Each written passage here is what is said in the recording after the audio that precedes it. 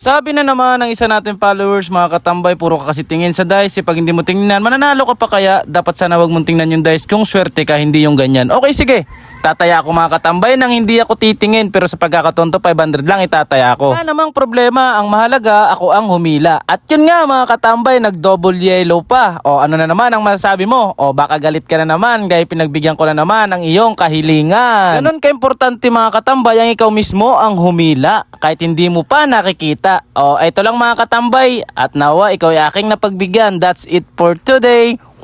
At ito nang ipapakilala ko sa inyong apps mga katambay na kung saan dito ako kumukuha o dito ako kumikita ng perang pinanggagastos ko sa ginagawa ko sa buhay ko. At sa lahat ng gusto mag-deposit mga katambay, huwag mong kalimutan yung screenshot, then send mo sa akin ng makashback natin yan. Kaya sa mga gustong maglaro, yung link lalagay ko sa comment section. And syempre bawal ito sa mga kabataan. And bet responsible and gamble responsible. Tara at laruin natin ang Super Ace. Let's go!